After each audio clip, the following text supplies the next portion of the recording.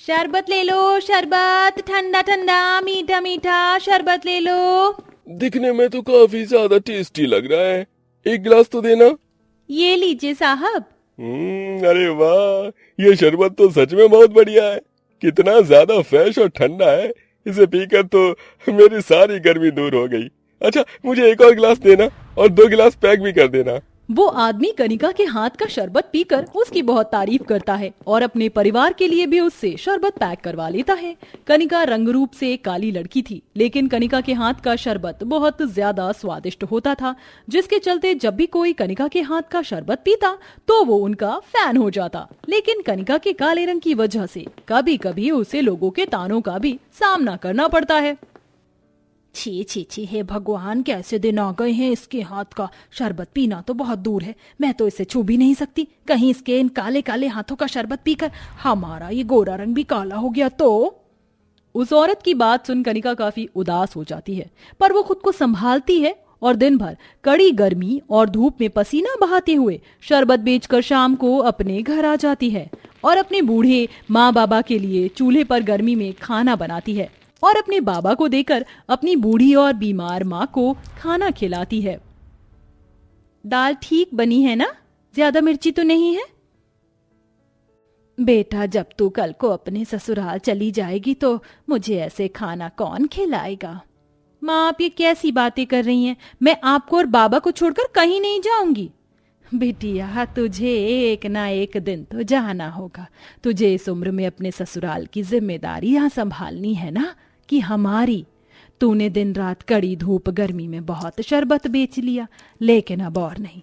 ना जाने भगवान कब मुझे अपने पास बुला ले।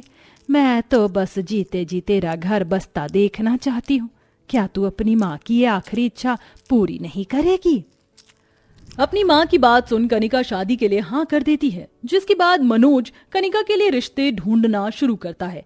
लेकिन कनिका के काले रंग की वजह से किसी भी अमीर परिवार में कनिका का रिश्ता नहीं हो पाता है और मजबूरन मनोज को एक गरीब परिवार में ही कनिका का रिश्ता करना पड़ता है। भगवान, एक बाप को इतना भी मजबूर न बनाए कि वो अपनी बेटी की शादी के लिए 2 पैसे भी न जोड़ सके। 2 महीने बाद मेरी बेटी की शादी है और हाथ में 1 पैसा भी नहीं है। बाबा, फिक्र मत करिए, मैं हूं ना। मैं शरबत बेचकर शादी के लिए पैसे इकट्ठा करूंगी, लेकिन आपकी नाक नहीं कटने दूंगी। बेचारी कनिका दिन रात गर्मी में शरबत बेचती है और शादी के लिए पैसे जोड़ती है। ऐसे ही एक दिन, मुझे बहुत प्यास लग रही है, क्या मुझे शरबत मिल सकता है? हाँ, ये लो। कनिका उस बच्चे को 1 गिलास शरबत देती है, लेकिन उस बच्चे की प्यास 1 गिलास शरबत में नहीं बुझती, जिसके चलते कनिका उस बच्चे को 2-3 गिलास शरबत पिला देती है। आप जाकर मेरी प्यास बुझिए। आप तो बहुत अच्छा शरबत बनाती हो, लेकिन मेरे पास शरबत के लिए पैसे नहीं है। कोई बात नहीं बेटा। नहीं, मैं आपसे ये शरबत मुफ्त में नहीं ले सकता, इसकी कीमत तो मैं आपको दूंगा। इतना कहते ही वो बच्चा देखते ही देखते एक देवता के रूप में बदल जाता है। मैं कृपालु देवता हूँ, जो लोगों के अच्छे कर्म का उन्हें फल देता हूँ। तुमने मुझे इस असहनीय गर्मी में ठंडा ठंडा शरबत पिलाया, वो भी बिना किसी राशि को लिए। बताओ, तुम्हें क्या चाहिए? मुझे आपके दर्शन हो गए, यही मेरे लिए काफी है। मैं तुमसे बहुत प्रसन्न हूँ, इसलिए अब मैं तुम्हें वरदान में ये जादुई शरबत का मसाला दे रहा हूँ, जिसे तुम जब भी अपने शरबत में डालोगी तो उसकी मात्रा और स्वाद तो बढ़ेगा ही, साथ में अगर इस शरबत को किसी बीमार शख्स को पिलाओगी तो उसकी सारी बीमारियां दूर हो जाएंगी। इतना कहकर कृपालु देवता कनिका को जादुई शरबत मसाला देकर वहां से चले जाता है। कनिका उस जादुई मसाले को लेकर घर आ जाती है। अगर ये शरबत का मसाला सच में जादुई है तो इससे मेरी माँ भी ठीक हो सकती है। कनिका शरबत बनाती है और उसमें थोड़ा सा चुटकी भर जादुई शरबत मसाला मिला देती है और उसे अपनी माँ को पिलाती है। सविता जैसे ही शरबत को पीती है तो देखते ही देखते जो सविता पहले बिना किसी सहारे के खड़ी भी नहीं हो पाती थी, अब वो अपने पैरों पर खड़ी हो जाती है और बिल्कुल ठीक हो जाती है। कनिका, मेरी बच्ची, मैं ठीक हो गई, लेकिन ये सब हुआ कैसे? सविता के पूछने पर कनिका उसे सारी बात बताती है, जिसे सुन सविता बहुत ज्यादा खुश होती है। और ऐसे ही 2 महीने गुजर जाते हैं और आज कनिका की शादी होती है। कनिका दहेज के रूप में उस जादुई मसाले को लेकर अपने ससुराल जाती है और कुछ दिन बाद कनिका की मुंह दिखाई की रस्म होती है। ये क्या सुनीता, सब लोग अपने घर में बहू के रूप में चांद का टुकड़ा लेकर आते हैं, लेकिन तुम तो चांद का दाग ले आई। तुम्हारी बहू तो बिल्कुल अंधेरे की तरह काली है। कनिका की मुंह दिखाई कर रहे लोग एक एक करके कनिका के काले रंग का मजाक बनाते हैं।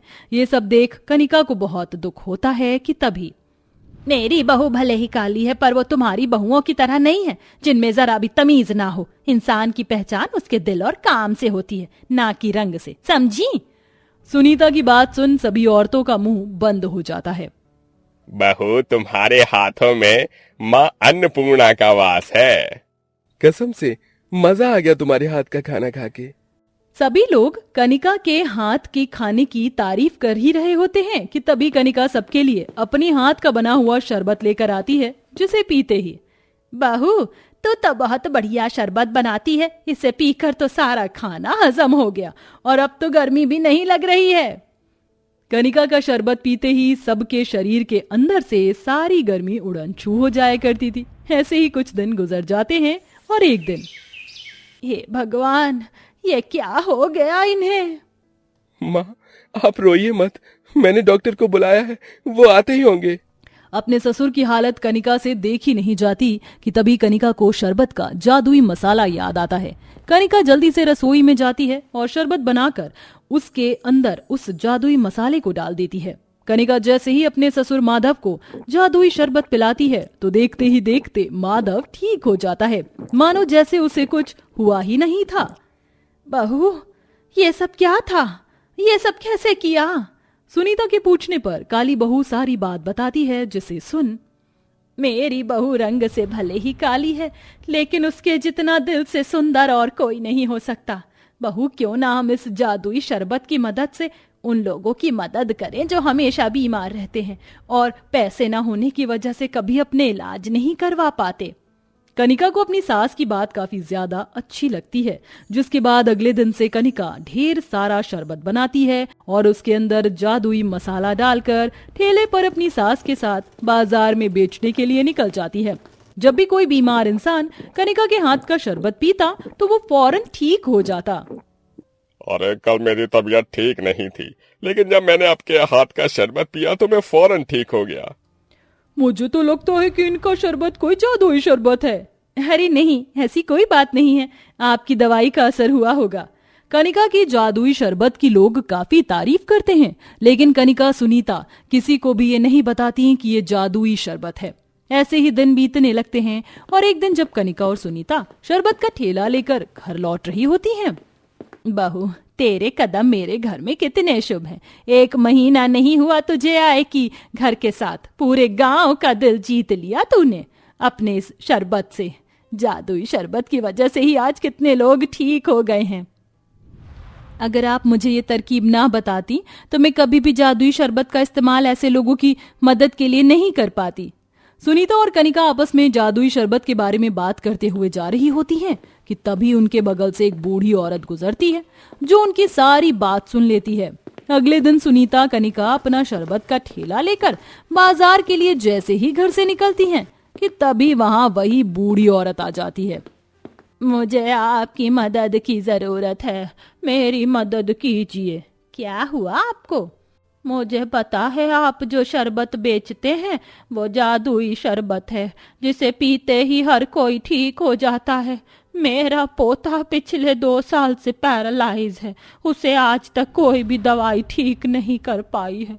मेरी विनती है, आप मेरे पोते को जादुई शरबत पिला दीजिए ताकि वो ठीक हो जाए।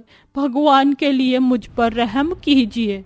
उस बूढ़ी औरत की बात सुन सुनीता कनिका को उस पर तरस आ जाता है और वो अपना जादुई शरबत लेकर उस बूढ़ी औरत के घर जाते हैं और खाट पर लेटे उसके 22 साल के पैरालाइज पोते को जादुई शरबत पिलाते हैं, जिसे पीते ही उसका पोता बिल्कुल ठीक हो जाता है।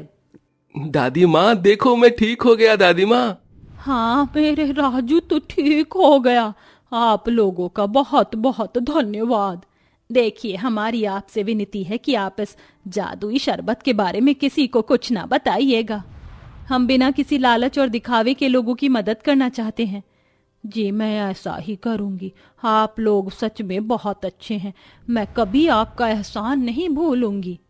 कनिका के इतने अच्छे कर्म की वजह से भगवान की कृपा उस पर और उसके परिवार पर होती है और देखते ही देखते उनकी गरीबी के दिन जाने लगते हैं और उनकी जिंदगी में सब कुछ ठीक होने लगता है। लेकिन आज भी कनिका और उसकी सास जादुई शरबत से लोगों की मदद करना बंद नहीं करती है।